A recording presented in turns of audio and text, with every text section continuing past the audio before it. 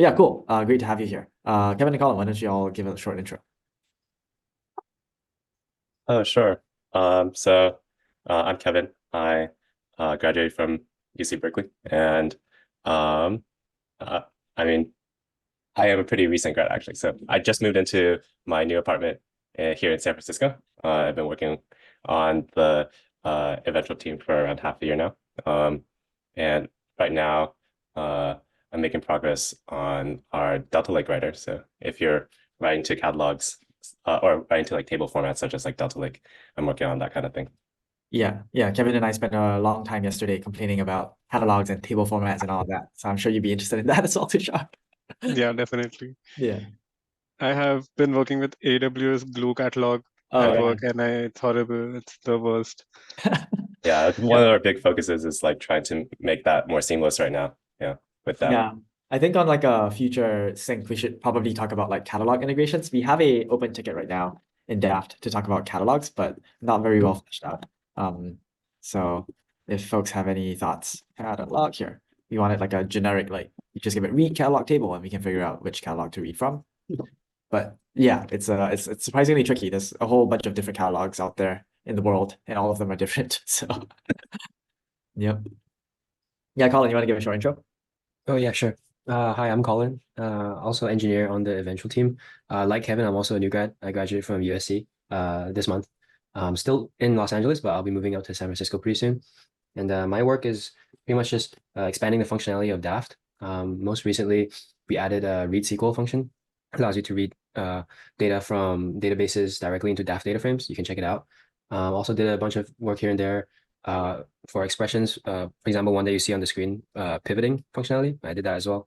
And then right now, just addressing a lot of different issues, a wide range of issues, because we get a lot of users and they're pretty happy with what they see. And there's still some functionality that we're missing. So just spending the time now just covering that up.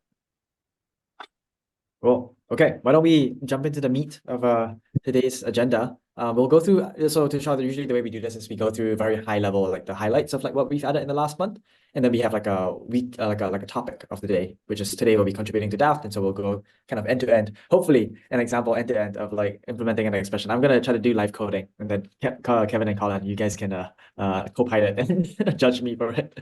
But yeah, so maybe quickly highlights over the last month or so. We have a whole bunch of new kernels. So like and I like is a new one. Let's see. It's probably easier to just show it on the releases. So like and I like, I think, released in 0.25. Yeah, so this one allows you to do like filter for strings where string is like something, like some pattern, right? So that's a very common SQL expression. So this is in now. And I think we actually knocked out most of the IBIS expressions, right, Colin? So like I think we actually closed our IBIS ticket. Where is it? It's IBIS. way down. It's like, yeah, there. Yeah, so like all these expressions that we've knocked out over kind of the last month or two, which brings us super, super close to just like really good API coverage in terms of expressions functionality. How are we thinking, Colin, in terms of like what are the next expressions? Are we just doing it based on user requests, or are we kind of preemptively putting stuff on the board? I am preemptively putting things on the board. Right now, it's just filling up what IBIS has and what we don't. But there's, as you can see, there's very little now.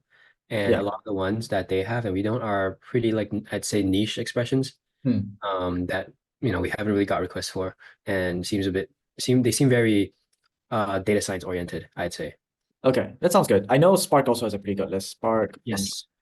this list is also pretty good. I wonder how much of it we already cover versus how much of it we might need to add. So yeah, it could be good to at some point sit down and figure out like out of all this list, are there any that we want to prioritize? Like some nice ones here, like SHA-1, Hashing, yeah. SHA-5. Hashing is nice. Yeah, could be good. But yeah, it's pretty exciting. Like we've managed to knock out a lot, and a lot of it came from contributions actually to SHA. So I'd say most of them came from contributions, yeah. yeah.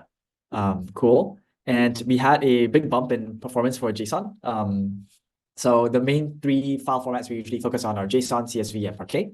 Local JSON reads had a big bump recently because we switched over to simply JSON and had a whole bunch of different changes there. So that was really nice. And then Kevin and Colin, you guys added pivot and unpivot, which I think are two of the big pieces of functionality that we needed to get to IBIS compatibility.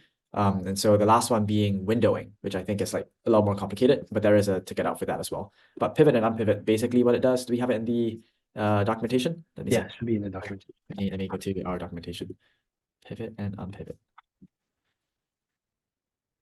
So pivot, what that does is it brings a data frame from rows to columns, right? So if you have a long data frame with like, a column that says macOS, Windows, you can actually pivot that into instead of rows to pivot it into columns. So it's very useful for like charting, right? And unpivot is actually the opposite, which is to bring it from columns and then kind of like squash it down into the rows. And so this is like very, very useful functionality and actually kind of hard to do in SQL, much easier to do on a data frame. So yeah, those two were big pieces that we added. And then we also had left, right, and outer joins, courtesy of Kevin coming in as well. That really rounds out our join support.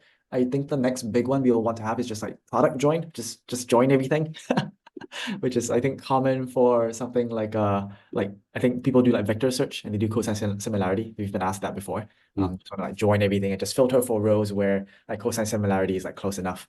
So it's kind of like a product join plus like a range-based filter, which is interesting. Could you express that as like a non-equality join? I think so. You could actually equality join, something like that. Okay. Because right now we only support equality joins, right? You can join two tables exactly. where ID equals ID left, but you could do like join two tables where cosine similarity is smaller than something. Yeah, I think like non-equality joins is our next step in terms of join support after the left, right, and outer joins.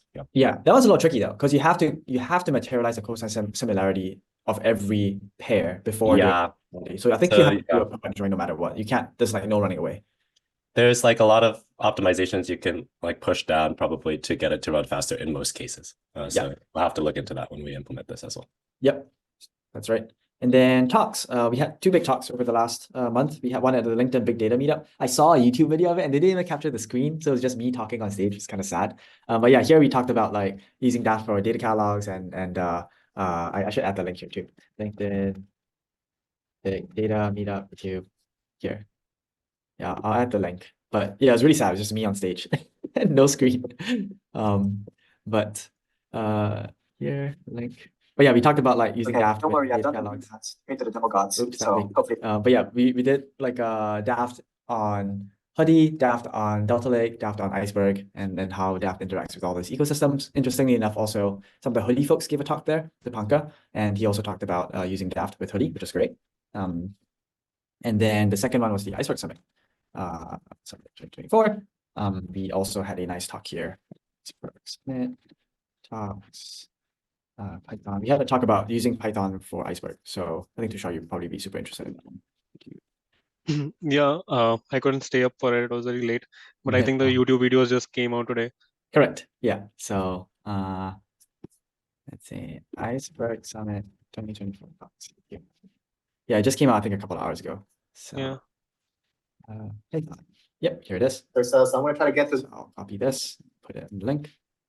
So yeah, feel free to give that a read. A summary, I guess, for you would be that like Python support is like better than most of the other ecosystems. Like Rust is still quite far behind, but there are still quite a few big gaps still in the Python support.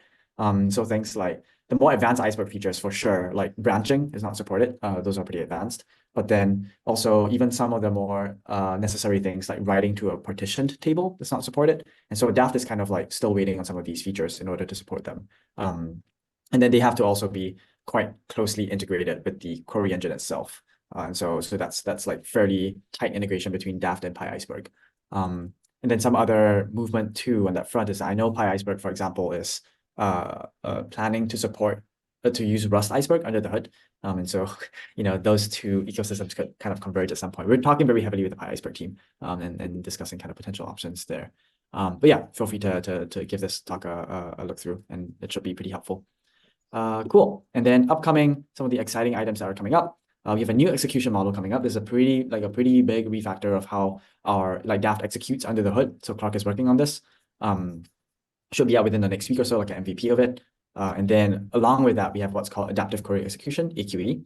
What that means is that now Daft, instead of like having a plan and running the plan kind of just end to end naively, what it will do is it will run the plan in stages. And then at every stage, it will evaluate, hey, are there any optimizations I can make here, right? So for example, in stage 1, it runs a giant filter and there's only 5 rows left. It's like, oh, the data frame is so small. And if I need to do a join, what I can do is I can just like broadcast it, right? Very naively. But these are all like runtime optimizations that we have to make on the fly. And these two new efforts will kind of enable Daft to be extremely powerful in terms of being able to do all these runtime optimizations. And we were actually running some benchmarks of Daft against like DuckDB and Polars and Dask. And actually Daft is like pretty damn fast already. The two main things I think that DuckDB does really well are number one, join reordering. So it's able to kind of reorder the joins based on estimations of like how big the joins are going to be. And then number two, it does a pretty good job at some sort of like adaptive query execution, I think, where it's able to make all these optimizations on the fly as it's executing. Whereas most of the other engines are not there yet, but Daft should get there pretty soon. So this is pretty exciting. Yeah, those are all kind of the quick highlights from the last month.